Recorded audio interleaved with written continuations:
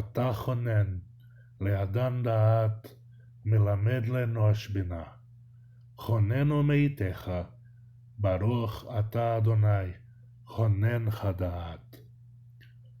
Tu dotas o homem com sabedoria e instruis aos mortais a compreensão. Concede-nos o teu dom da inteligência, da compreensão e da sabedoria.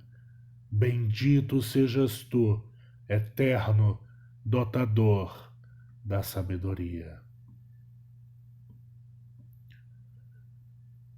Gênesis, capítulo 4, verso 2. Referindo-se a Eva, ela deu à luz mais uma vez ao irmão Hevel. Abel era pastor e Caim cultivador da terra. Ela deu à luz mais uma vez a seu irmão Abel. Isso apoia o rabino Yehoshua ben Korha, que disse: 2 entraram na cama e 7 desceram. E ela deu à luz mais uma vez ao irmão Abel.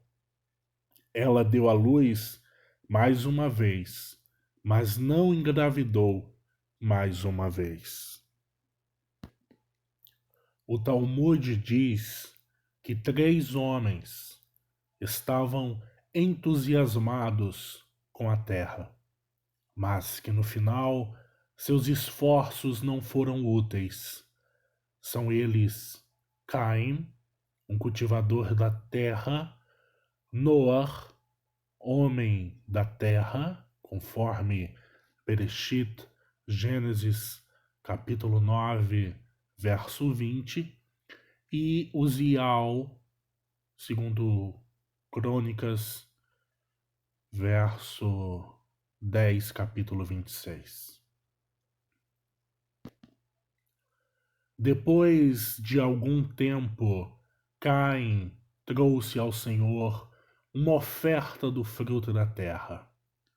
Bereshit, Gênesis capítulo 4, verso 3.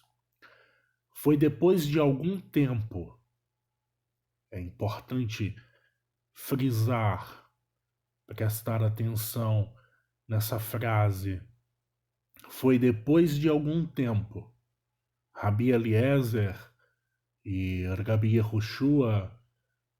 Rabi Eliezer disse: o mundo foi criado em Tishrei. Rabi Yehoshua disse: o mundo foi criado em Nissan. Aquele que diz que o mundo foi criado em Tishrei, Hevel estava vivo desde Sukkot até Hanukkah. Segundo aquele que disse que o mundo foi criado em Nissan, Hevel estava vivo desde Pesach até Shavuot. Tanto de acordo com essa opinião, quanto de acordo com a outra opinião, Hevel não viveu mais do que 50 dias. Eu já apresentei a vocês, em um outro momento, o código Caim, assim como também o código Edom, que estão ambos entrelaçados e correlacionados e têm no cerne, no centro de tudo isto, o Nahash, o serpente. E agora eu quero apresentar a vocês a continuação desse código Caim, onde, além das minhas palavras, eu citarei rabinos proeminentes e o próprio Talmud. A leitura está em Bereshit Rabbah, capítulo 22, e outros capítulos também deste mesmo tratado. De sorte que Bereshit Rabá, capítulo 22 e verso 6, diz: Caim trouxe ao Senhor uma oferta do fruto da terra. E o que significa essa oferta, melhor dizendo, do fruto da terra? Nossos sábios interpretam tal frase como dizendo que ele trouxe do lixo, que ele se aproveitou do melhor que a terra tinha dado e ele reservou para oferecer ao Criador algo que não era tão bom. Isso é análogo a um meeiro malévolo que come o próprio fruto maduro e fornece ao dono do campo o fruto verde. E também Hevel, ele trouxe dos primogênitos do seu rebanho e das suas gorduras. E o Senhor voltou-se para Hevel e para a sua oferta. Bereshit, capítulo 4, verso 4. Nós, cabalistas, nós sabemos que o livro de Bereshit, ele é um dos poucos livros da Tanar que nós encontramos todos os níveis do Pardês. Na Torá é o único, mas na Tanar existem mais alguns. O livro de Iov, de Jó, é um deles, por exemplo. E estão codificadas nos 4 níveis, desde o literal até o nível Sod, o nível oculto, místico, espiritual e elevado. Muitas explicações. Uma delas é que o pecado que levou a humanidade à expulsão do Jardim do Éden, que significa o jardim dos deleites, dos prazeres, é isso que a palavra Gan, jardim, e Éden, deleite, prazer, significa.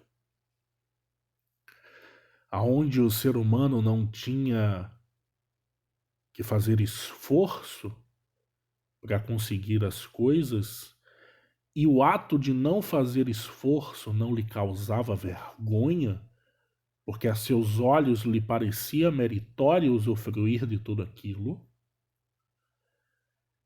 O pecado que levou à expulsão deste lugar envolvia sangue. Todo homem adulto e toda mulher adulta compreende a que me refiro. E Hevel, ou Abel, em português, ele entendeu o princípio espiritual por trás disso.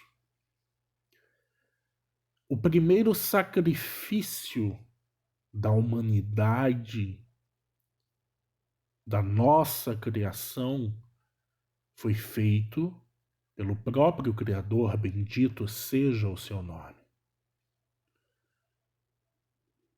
É dito que ele costurou, preparou roupas para Adam e Rava. Inclusive, seu nome só lhe é lhe dada após a expulsão do Jardim do Éden. E é um nome bem curioso, e eu já expliquei para as pessoas que estudam comigo o seu significado, a raiz, a origem deste nome tão enigmático, que para cumprir o mandamento dos nossos sábios de preservar a honra feminina se coloca na Bíblia como porque é a mãe de todos os viventes.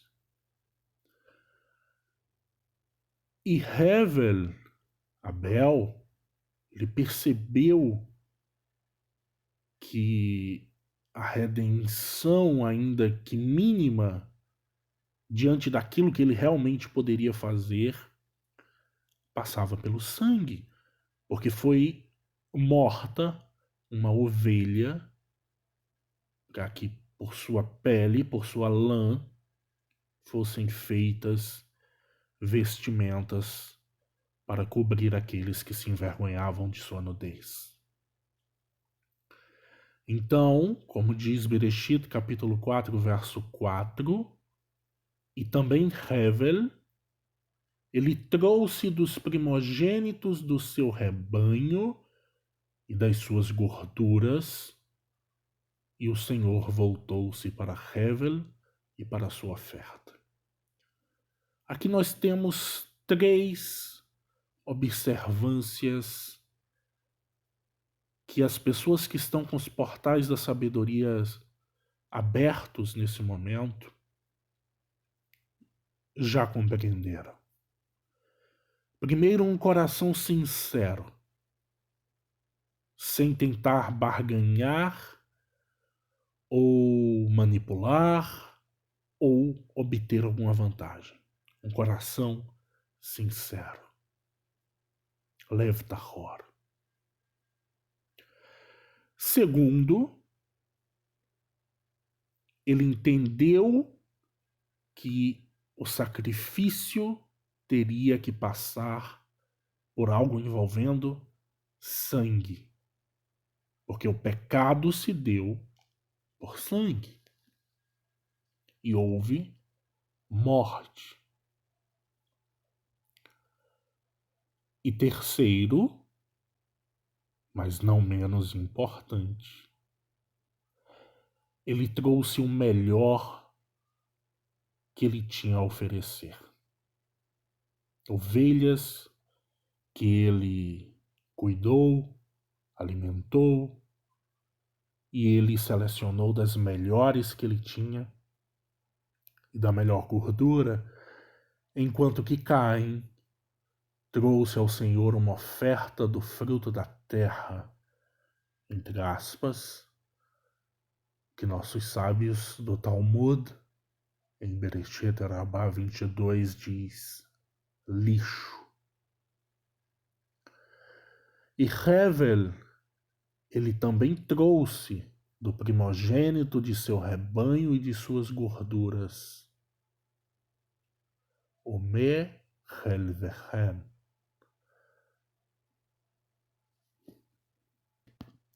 E o texto prossegue. O Senhor voltou-se para Hevel e para sua oferta.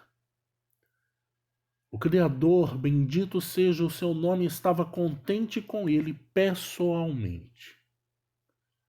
Mas a Caim e a sua oferta, ele não se voltou. Caim ficou muito irritado e seu rosto ficou abatido. Bereshit, capítulo 4, verso 5. Mas a Caim e a sua oferta ele não se voltou. O Criador não se contentou com ele. E Caim, em sua soberba, em seu ego, em seu narcisismo, estava muito irritado. Vairar. E seu rosto ficou abatido. Nossos sábios dizem que seu rosto tornou-se como fogo. Ele estava irado. Como o Criador, o Senhor dos céus e da terra, pode não atentar, não aceitar a minha oferenda? O Senhor disse a Caim: por que você está indignado? E por que seu rosto ficou abatido? Bereshit, capítulo 4, verso 6. Em verdade, se fizerdes o bem, e aqui nós vemos o primeiro ponto em que Hevel se destacou, porque ele fez o bem, ele estava com o coração contrito, ele estava cheio de boas intenções, mas Caim, não. Então o Criador diz para Caim: em verdade, se fizerdes o bem, ele será levantado, se referindo ao rosto dele, ao semblante, à sua moral espiritual. Você também se elevará como seu irmão. E se não fizerdes o bem, o pecado agacha-se, ele diminui. É esta a linguagem. Ele vai para baixo. A entrada e o seu desejo é para ti, mas podeis governá-lo. Bereshit, capítulo 4, verso 7.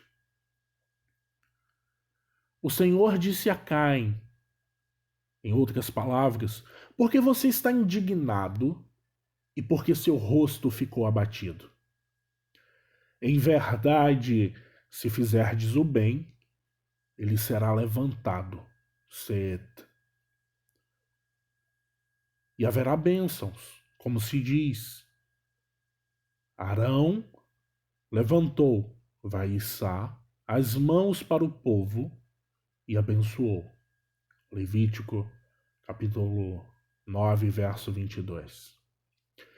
E se não fizerdes o bem, haverá também Set, uma maldição, como está escrito, farão com que suportem, Variciou, a iniquidade da culpa.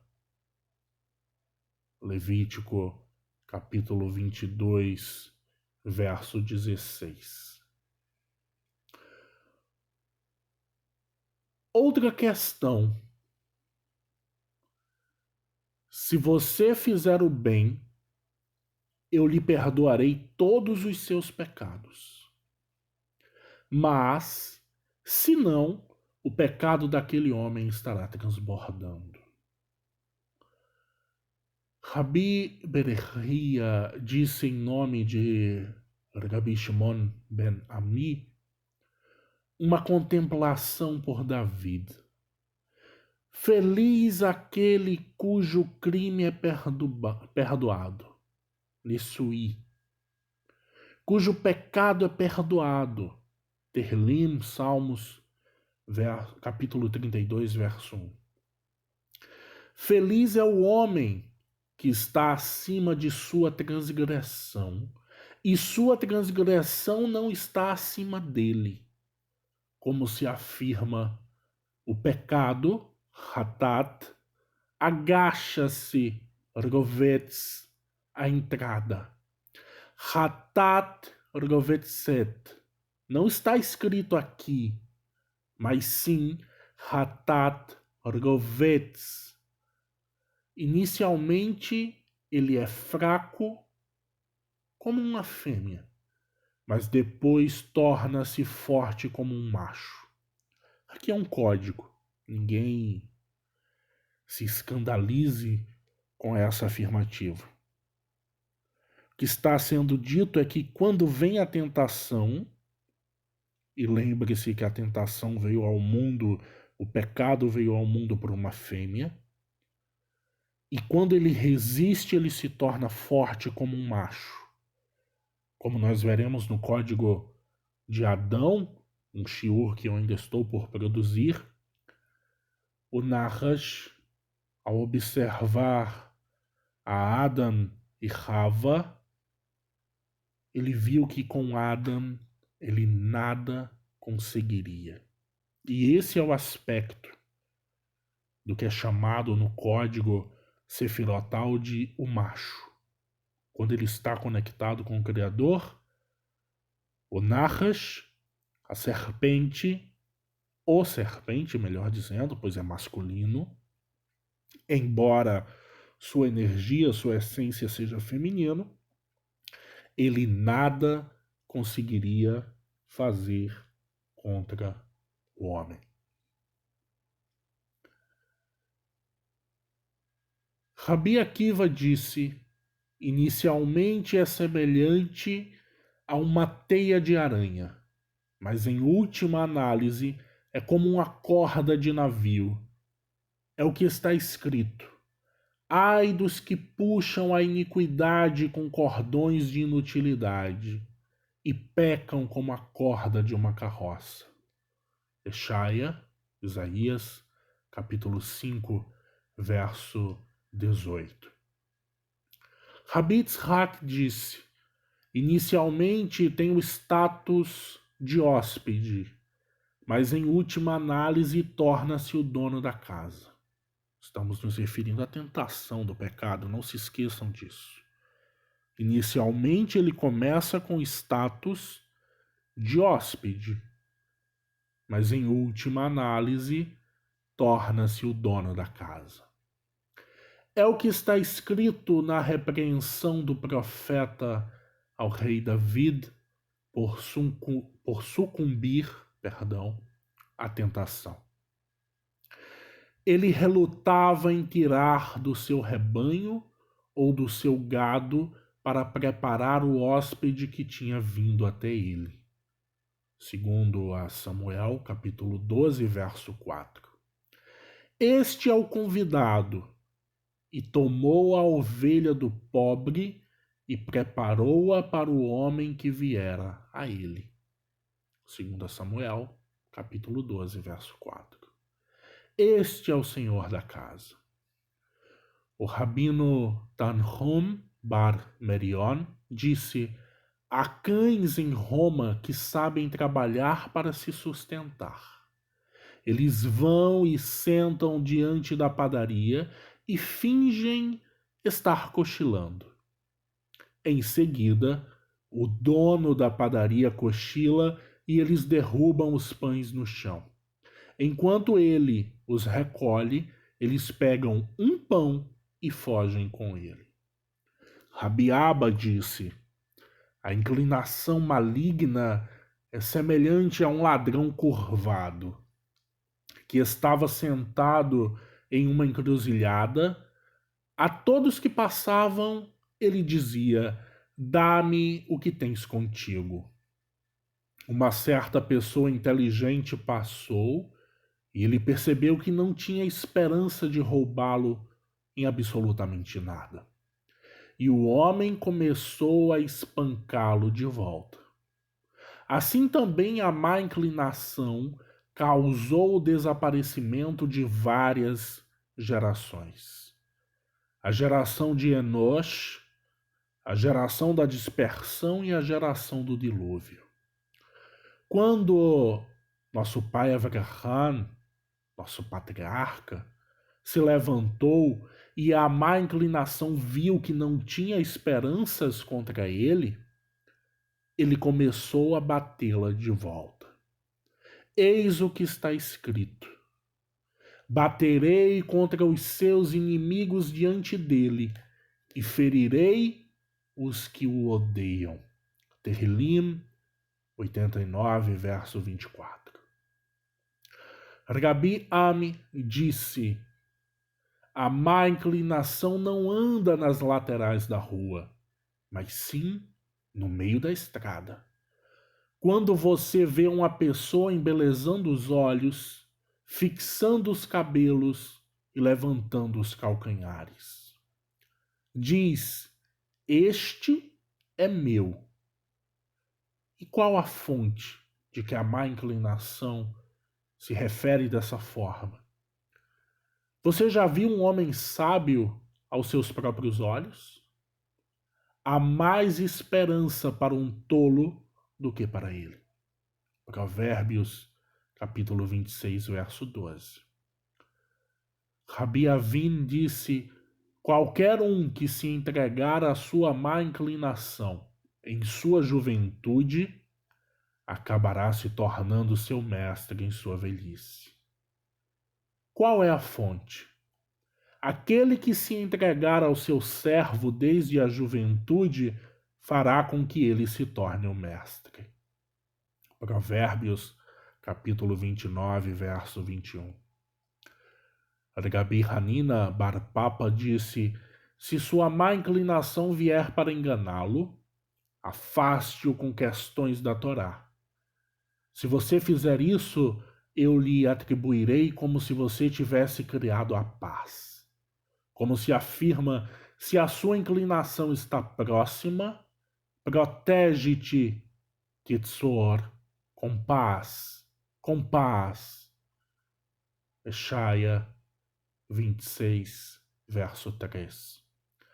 Se o fizerdes, atribuir-vos-ei como se criastes a paz. Não está escrito aqui, mas sim com paz, com paz. Eshaia 26, 3. E se você disser que não está sob seu controle, o versículo afirma: porque podeis confiar em vós mesmos. Eshaia 26, 3. E eu já escrevi para você na Torá, o Criador, bendito seja Ele. Seu desejo é para você, mas você pode governá-lo. Nessa frase de Bereshit, capítulo 4, verso 7, eu como psicólogo, psicanalista, entendo muita coisa que tem escondida, embora revelada, nesta frase. O desejo é a quinta essência da alma. Ele está relacionado à vontade. Na verdade, me permitam fazer uma correção. A vontade é a quinta essência da alma. O desejo ele está submetido a uma coisa chamada vontade. A vontade é o quinto nível, é o mais poderoso, e o desejo está submetido a este nível. Desejo e vontade não são a mesma coisa. Se você pega uma torta deliciosa de chocolate, e nesse momento algumas pessoas já começam a salivar, isso é desejo, não necessariamente vontade. Eu vou explicar a diferença. Você começa a fazer tá de jejum, né? Você começa a fazer uma dieta, a palavra correta. Você começa a malhar, começa a tomar suco detox, e você passa na padaria e você vê essa linda torta de chocolate com recheio de limão, né? Quem gosta de uma coisinha mais azeda, um doce com azedo, um recheio de mousse de maracujá, sonho de valsa, né? Vamos colocar doce com doce. E vocês continuam a salivar. E você leva para sua casa. Tá enroladinha no plástico filme, no isopor, você coloca na geladeira. Você fez uma promessa para você mesmo antes de você comprar esse pedaço de torta, que você não comeria torta por um mês. Você começou a malhar no primeiro, segundo dia, tomar suco detox e você já comprou a torta. E você coloca na geladeira e você é uma pessoa muito forte, você não vai comer agora. Você vai comer quando você merecer, seja lá o que isso signifique.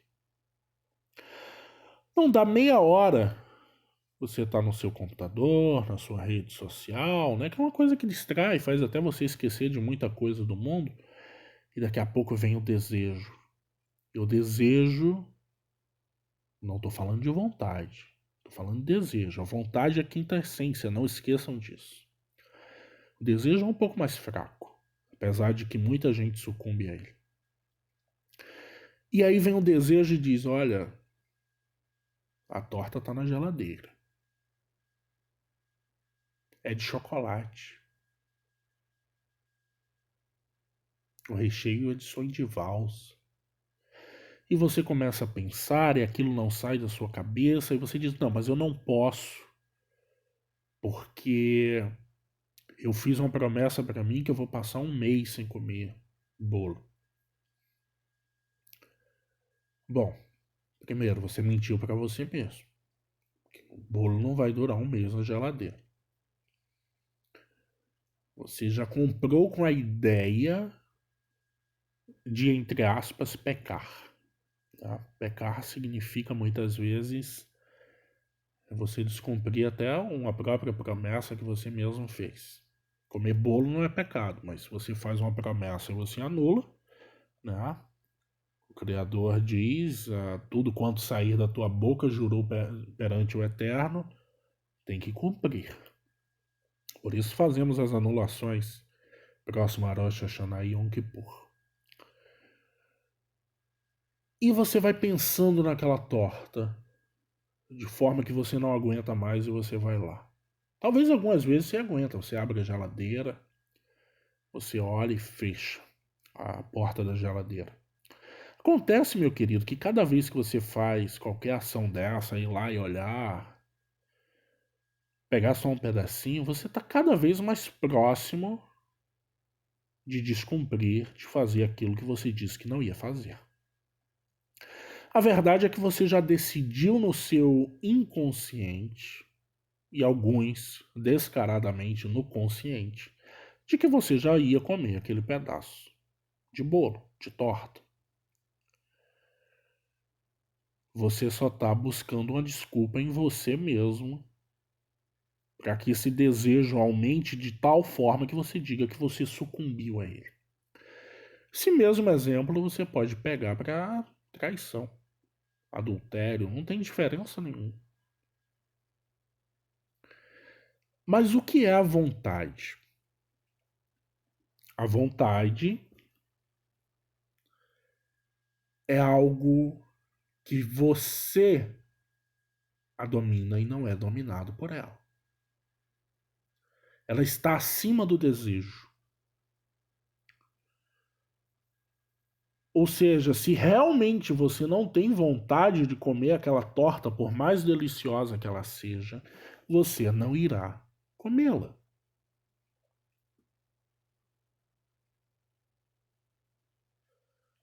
Mas talvez você está se perguntando, mas professor, você disse que a vontade ela domina o desejo e o desejo está ligado à vontade. E como algo mais fraco pode me dominar a ponto de que eu coma? Porque você está submetendo a vontade ao desejo e não o desejo à vontade. Quando o desejo ele está submetido à a vontade impera e você consegue fazer e você consegue realizar o que você quiser.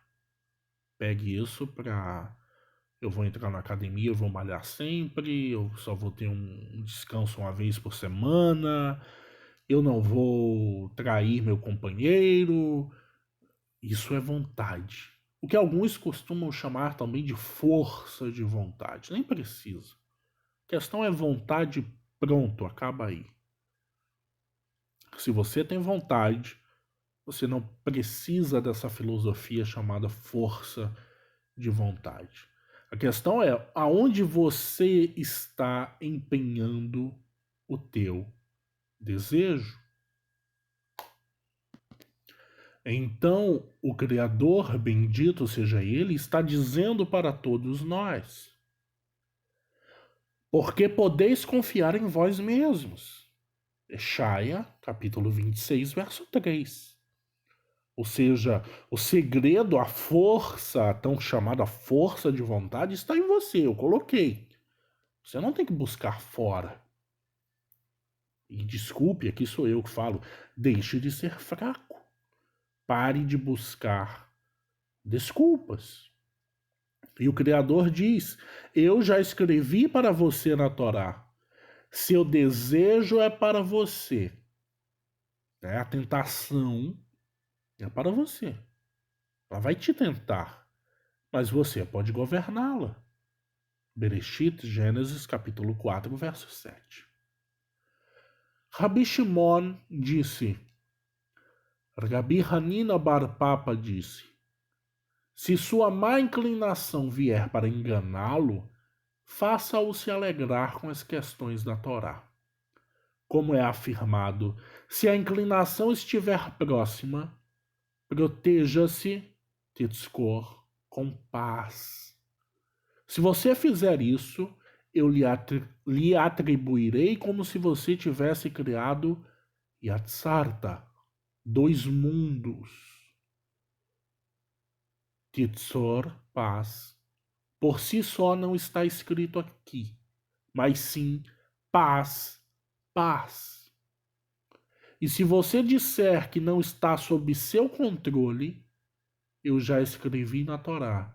Seu desejo é para você, mas você pode governá-lo. Disse Caim a Hevel, seu irmão.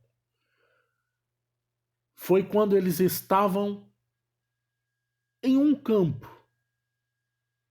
Eu já revelei para vocês uma das interpretações dos 4 níveis, pois como eu já revelei inúmeras vezes, Bereshit, ele trabalha com os 4 níveis sempre.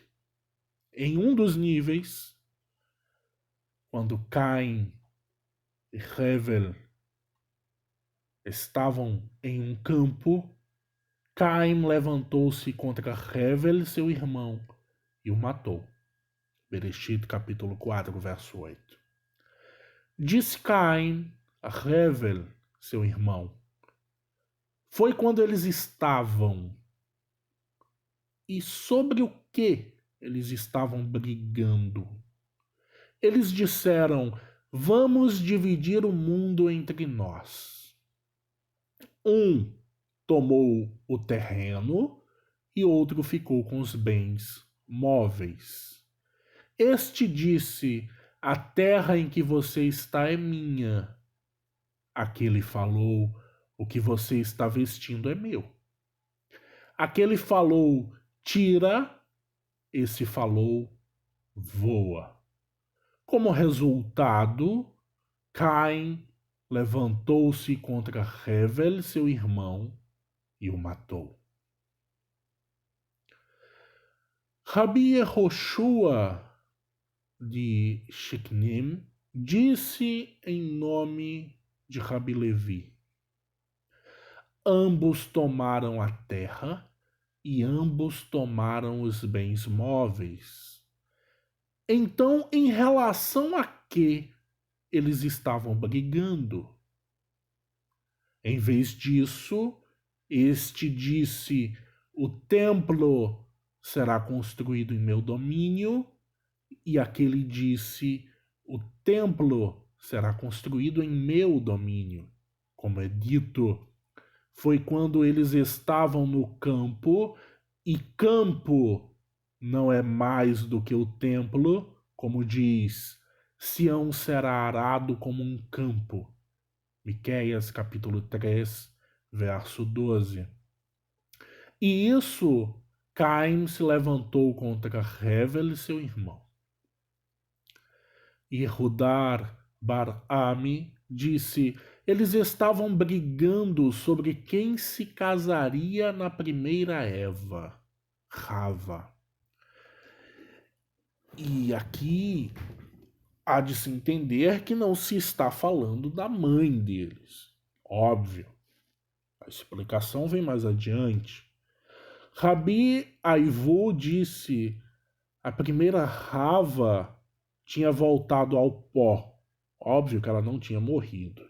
Voltado ao pó significa que ela era casada, ela pertencia ao primeiro homem que foi tomado do pó.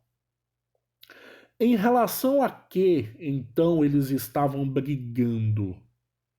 Rabi Huna disse, uma irmã gêmea extra nasceu com Hevel. Este Caim disse: vou levá-la, pois sou primogênito. Aquele Hevel falou: vou levá-la, como ela nasceu comigo. Como resultado, Caim se levantou. Rabi Yohanan disse: Hevel era mais forte que Caim. E não poderia deixar de ser, não é, meus amigos? Já que ele era o mais próximo, o mais parecido com Adam. Embora não fosse um Adão. Mas Caim menos ainda. Sua semente, uma semente totalmente narrachiana.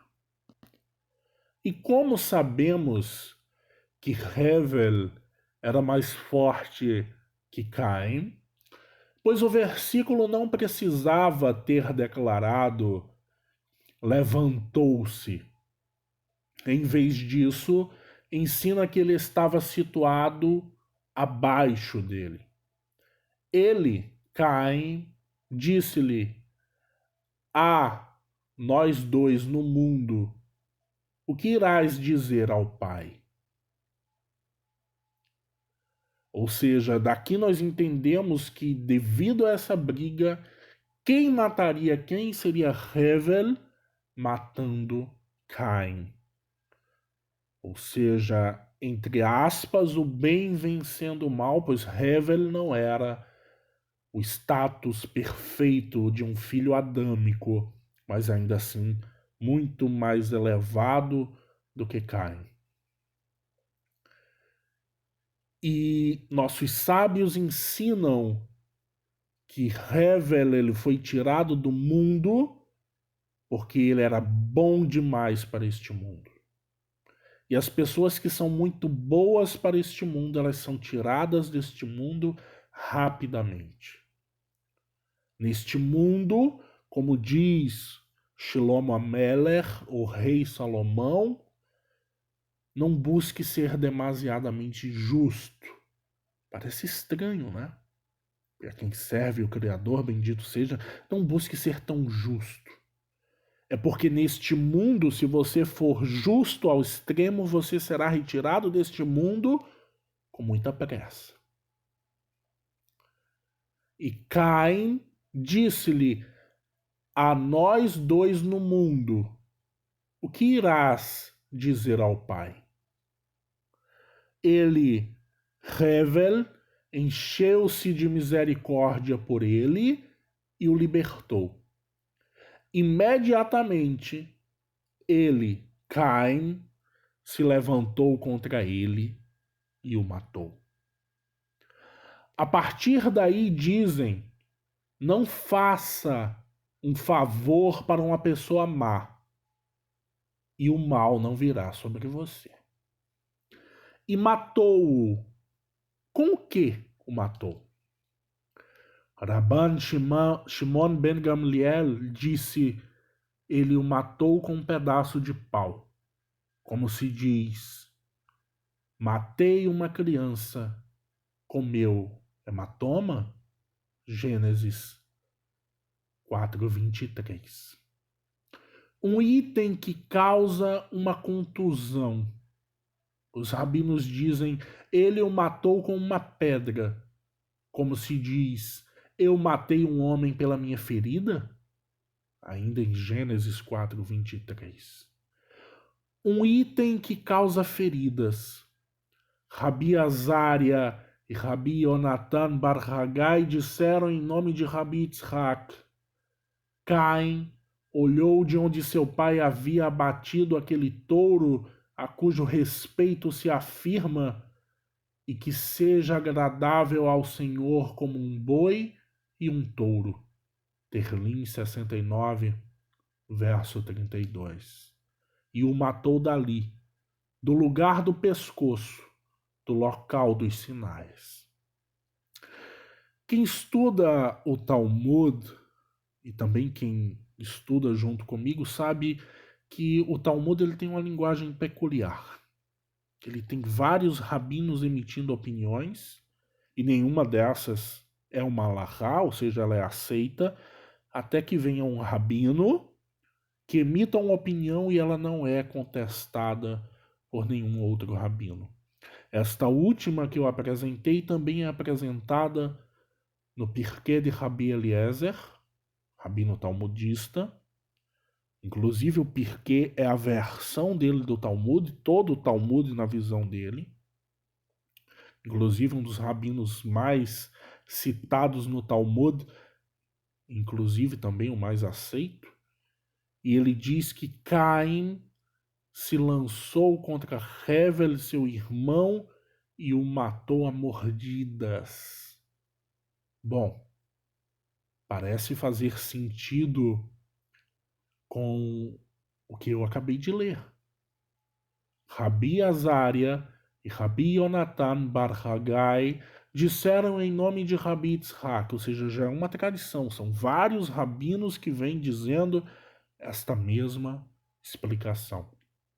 Caim olhou de onde seu pai havia batido aquele touro a cujo respeito se afirma e que seja agradável ao Senhor como um boi e um touro, Terrilim 69:32, ou seja, ele olhou para o local onde Adão ofertava ao Criador, da forma como ele abatia o touro, e o matou dali, ou seja, da mesma forma, do lugar do pescoço, do local dos sinais.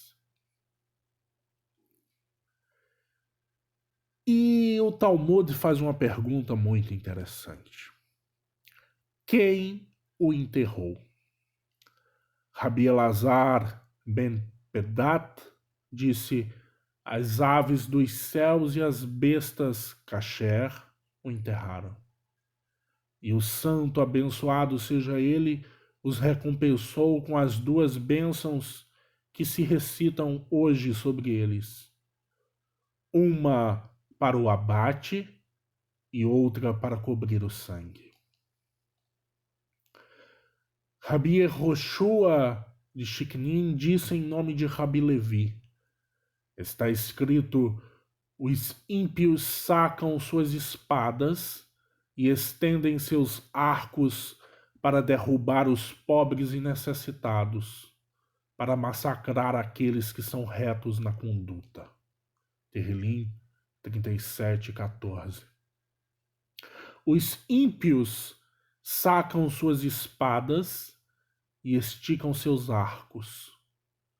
Este é Caim.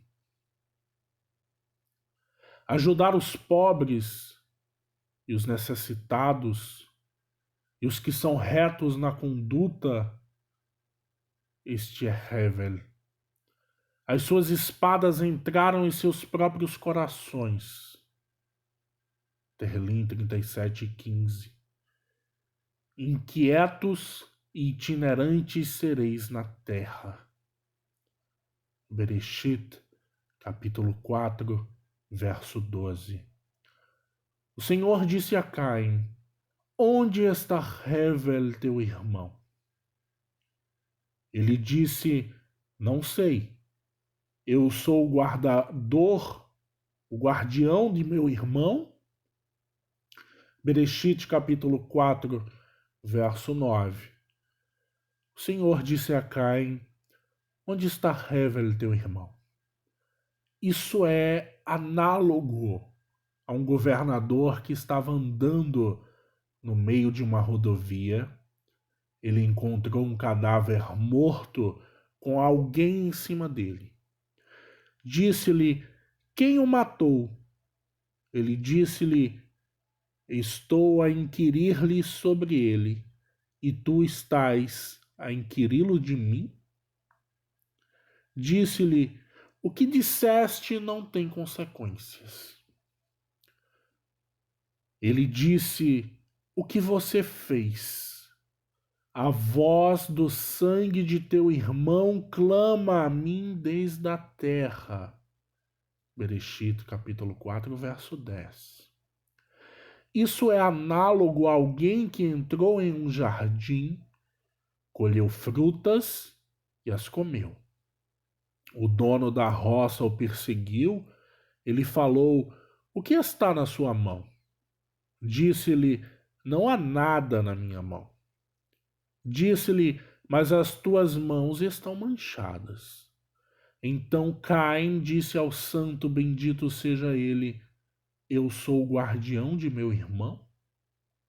O santo, bendito seja ele, lhe disse: perverso, a voz do sangue de teu irmão clama a mim desde a terra.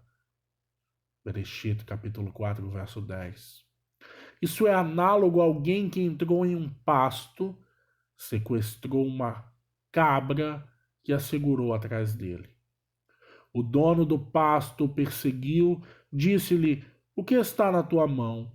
Ele disse: não tem nada na minha mão. Disse-lhe: mas está a sangrar atrás de ti.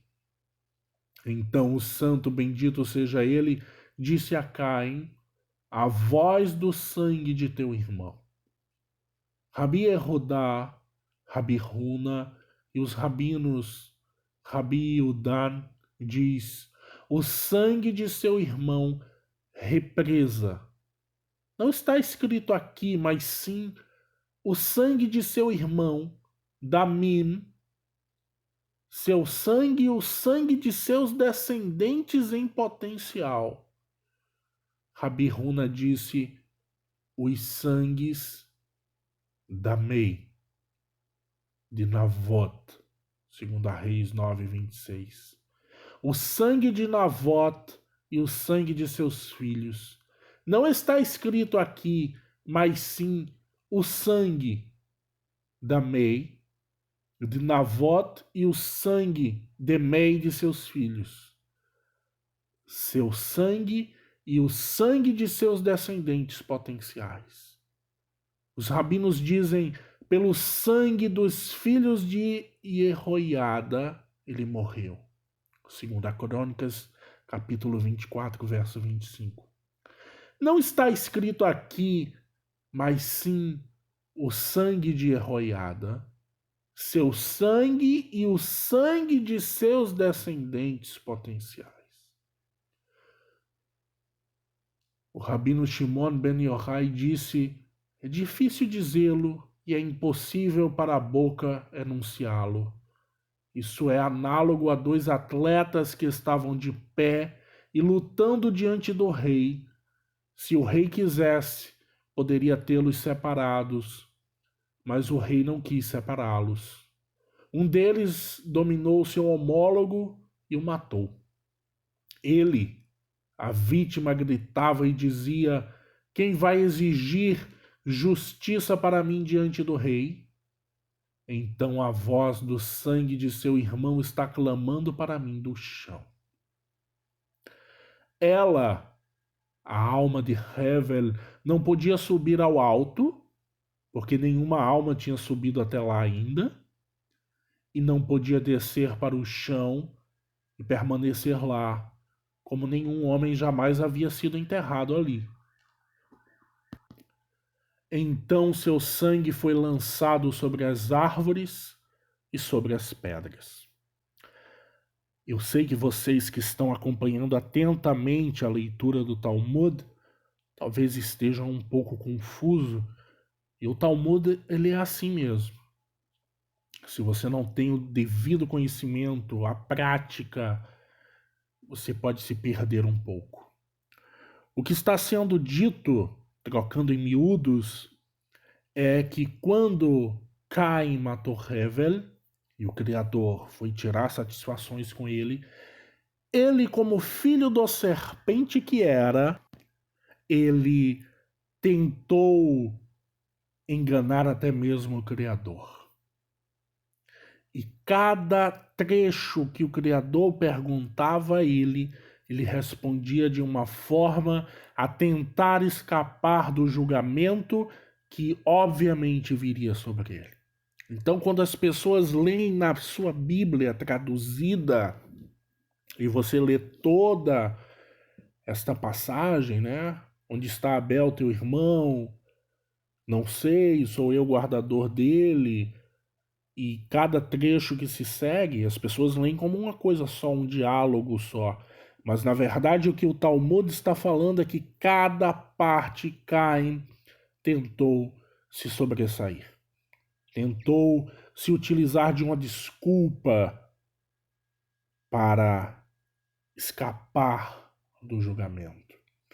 E este último trecho também guarda uma explicação a respeito de algo que muita gente procura na Torá, na Tanar, e que está repleta, mas que a pessoa nunca vai encontrar claramente como ela procura, né? A palavra reencarnação. Você vai encontrar exemplos, citações. Prestem atenção. Ela, a alma de Hevel, não podia subir ao alto, porque nenhuma alma tinha subido até lá ainda, e não podia descer para o chão e permanecer lá, como nenhum homem jamais havia sido enterrado ali. Então seu sangue foi lançado sobre as árvores e sobre as pedras. O que o texto está dizendo é que foi muito rápido a passagem de um ser humano sobre a terra.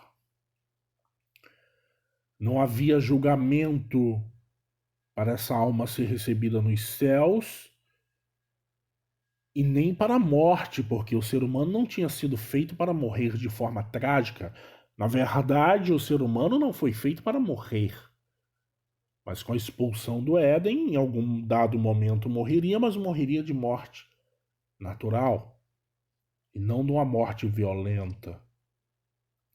E nós sabemos que 130 anos depois, Adam volta a Yadá, a conhecer sua esposa Rava. Yadá está relacionado ao verbo conhecer com penetrar, né? Ou seja, o ato sexual em si. E nasce Sete, que é a reencarnação de Hevel. Então a lei da reencarnação ela é instaurada, ela é criada aqui, nesse momento. Agora, você é amaldiçoado da terra que abriu sua boca para tirar o sangue de seu irmão de sua mão. Bereshit, capítulo 4, verso 11. Ou seja, em outras palavras, agora você está amaldiçoado. Você gerou algo pela sua própria mão que a terra que acolheu esse sangue não vai querer te dar algo em troca, não vai querer você plantar e ela te dar o sustento dessa terra. Rabban Shimon ben Gamliel disse: em 3 lugares o verso falava terrivelmente. Agora você está amaldiçoado. Se o Senhor criar uma maldição, em Números, capítulo 16, verso 30, abri a boca ao Senhor. Juízes, capítulo 11, verso 35. Quando cultivares a terra, ela não continuará a dar-te a sua força. Inquieto e itinerante estarás na terra. Bereshit, capítulo 4, verso 16. E aqui está um outro segredo a respeito de Caim, da semente, da descendência de Caim. Todo cabalista sabe que eles são chamados de os homens de 2 cabeças. Obviamente não é literal, mas são pessoas que não conseguem tomar decisões, que são irrequietos, que não param e são exímios construtores. Amam construir alguma coisa, não para, está sempre fazendo reformas e mais reformas em sua casa. As mulheres amam, inclusive, esse tipo de homem, né? vê muitos benefícios nisso, em ter uma casa bela, organizada. Não estou dizendo que todo homem é assim. Todo homem que tem essa característica é da semente de Caim. Mas nós sabemos, estritamente falando da semente de Caim, que eles eram assim. Inclusive os primeiros a construírem cidades no mundo, e tecnologia, instrumentos musicais, instrumentos de guerra, era da semente de Caim. Não era da semente adâmica por Sete. Leiam a genealogia e vocês irão perceber isso. Quando você cultivar a terra, ela não continuará dando a sua força a você. Rabi Elazar e Rabi Yossi ben Rabi Hanina e Rabi Elazar disseram: a você não dará, mas aos outros dará. Rabi Yossi ben Hanina disse: nem para você, nem para os outros. Da mesma forma, muita semente levarás para o campo, mas pouco recolherás. Deuteronômio, capítulo 28, verso 38. Rabi Yehudá e Rabi Nehemia, Rabi Yehudá diz: planta-se um CA e se reúne um CA. É a lógica, né? A quantidade que você planta deveria ser a quantidade que você colhe. Rabi Nehemia disse: se sim, de onde ele ganharia o sustento? Em vez disso, o que é apto a produzir 20 unidades produzirá 16, e o que é apto a produzir 10 produzirá 5. Alternativamente, quando você cultivar a terra, ela não continuará dando sua força a você.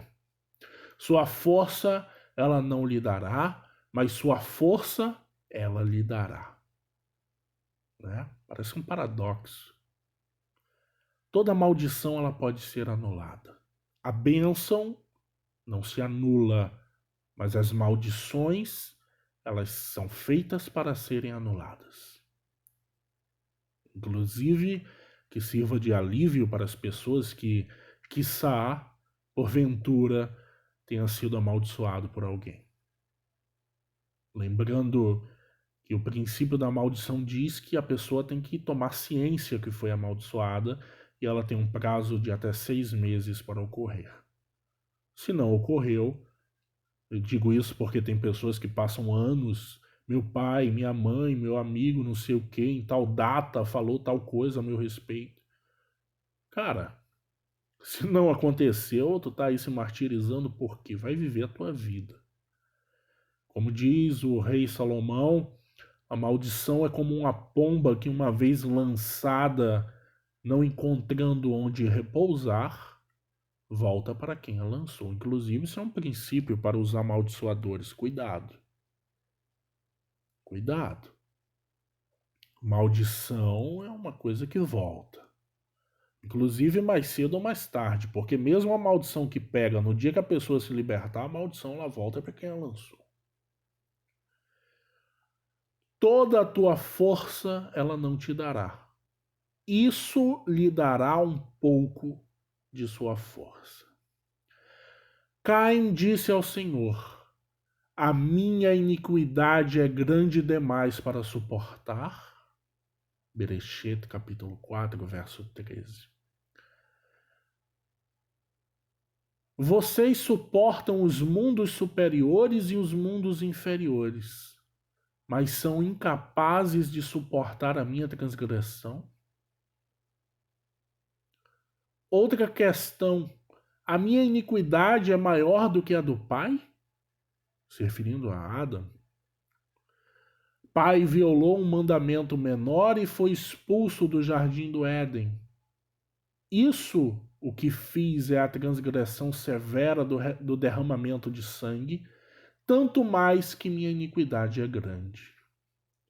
Eis que hoje me baniste da face da terra, e da tua face ficarei escondido, e serei inquieto e itinerante na terra. e todo aquele que me encontrar me matará. Bereshit, capítulo 4, verso 14. Muita gente, nesta passagem, se pergunta, mas todo aquele quem? Que outras pessoas haviam na terra, além de Adam, Rava, Hevel, que tinha morrido, e Caim, e agora suas 3 irmãs, né? 2 nascidas gêmeas com Hevel e uma com Caim. Quem é este que o mataria?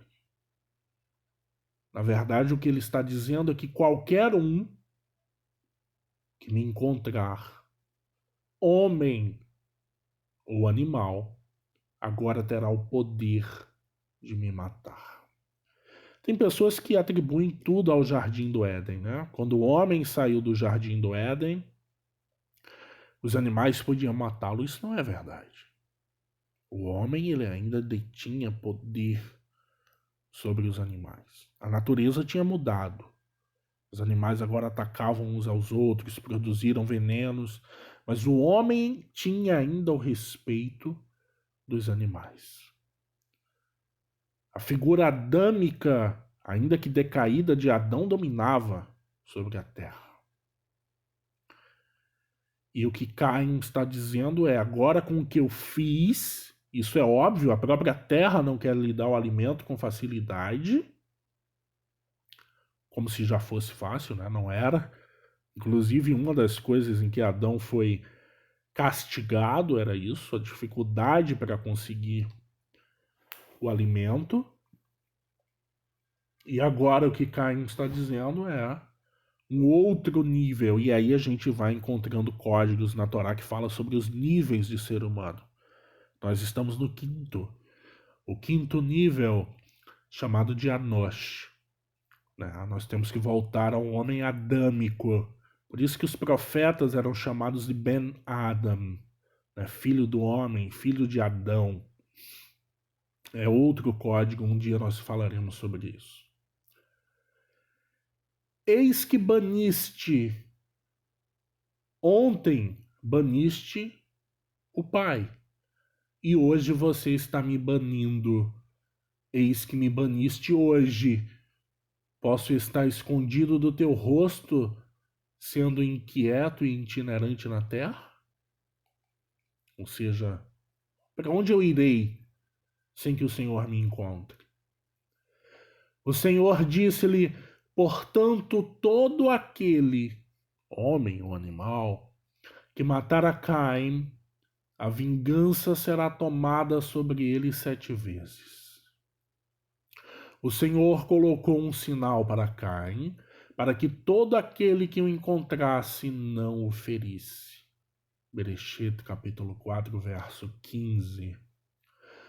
O Senhor disse-lhe: portanto, todo aquele que matar Caim, Rabi Yehudá e Rabi Nehemia, Rabi Yehudá diz, os animais, como eu já falei para vocês, as bestas e os pássaros se reuniram para exigir justiça pelo sangue de Hevel. Ele, o Criador bendito seja, disse-lhes: portanto, estou dizendo, quem matar Caim será morto. Então, esse diálogo que Caim tinha com o Criador, ele percebeu que a natureza havia se revoltado com a atitude que ele tomara. Rabi Levi disse: a serpente, ou melhor, né, a tradução ideal, o serpente, aquela primitiva, veio exigir justiça para Hevel. Lhe calhou, né? Foi oportuno. Não pense em se tratar de bondade. O santo bendito seja ele, lhe disse: portanto, estou dizendo, todo aquele que matar Caim será morto. Então veja que, ao contrário da pequenez que muitos pensam, existia outros seres humanos sobre a Terra, tem forças muito mais poderosas exigindo a vida de Caim. E quem estuda o mundo clipótico pode ficar com essa pulga atrás da orelha, né? Se não ficou até agora, eu vou deixá-la. Por que um pai exigiria a morte de um filho? Estou falando espiritualmente. Por que o Nahash estaria exigindo a morte de Caim? O que ele ganharia com isso? O que o mundo clipótico ganharia com esta cartada de mestre fechando o jogo no começo? Hevel morto, Caim morto, se isso acontecesse, e só mulheres no mundo e Adão. Eu não vou responder isso agora, embora para um cabalista de altíssimo nível a resposta é evidente. Então o Criador respondeu: todo aquele que matar Caim será morto. Rabi Nehemia disse: a sentença de Caim era a diferença da sentença dos assassinos, pois não tinha ninguém com quem pudesse aprender. A lei é básica, né, em todo lugar do mundo. Não existe condenação sem que antes exista a lei. Pois não tinha ninguém com quem pudesse aprender. A partir daqui, quem matar Caim será morto. O Senhor colocou um sinal para Caim. Rabi Yehuda e Rabi Nehemia, Rabi Yehuda disse: ele fez o orbe do sol brilhar para ele. Rabi Nehemia disse: o santo abençoado faria o orbe do sol brilhar em favor daquele ímpio? Pelo contrário, ensina que ele fez brilhar sobre ele a lepra, assim como você diz. Será que se não acreditarem em ti e não derem ouvidos à voz do primeiro sinal, crerão na voz do segundo sinal? Êxodo capítulo 4, verso 8. Rav disse: ele deu a ele, a Caim, um cachorro. Abba Yos ben Kessari disse: ele fez brotar um chifre para ele. Inclusive, essa do chifre é a mais aceita, né? Que muitos se utilizam dessa versão. Rav disse: ele lhe deu um sinal para assassinos. Rab Hanin disse: ele lhe deu um sinal para os penitentes. E Rabi Levi disse em nome de Rabi Shimon ben Lakish: sua sentença estava pendente até que o dilúvio veio e o lavou, como se afirma. Ele obliterou toda a existência, Hayakum, que estava na face da terra. Bereshit, capítulo 7, verso 23. Assim como diz, Caim ressuscitou, Vayakam, Bereshit, capítulo 4, verso 8. Caim partiu, Vayetse, da presença do Senhor, e viveu na terra de Nod, a leste do Éden. Bereshit, capítulo 4, verso 16. Caim afastou-se da presença do Senhor. De onde partiu? Rabi Yehudan disse em nome de Rabi Aivu: ele lançou as palavras atrás dele e partiu, como que enganando o Altíssimo. Então veja que a natureza de Caim é tão malévola que ele achou que tinha enganado o Criador, o Altíssimo, o Santo bendito seja ele. Enganoso é o coração do homem. Rabi Berechia disse em nome de Rabi Elazar ben Rabi Shimon: ele partiu como alguém que mostra um casco dividido e como quem engana o seu Criador. né? Daí vem a lei do animal que rumina e tem o casco fendido.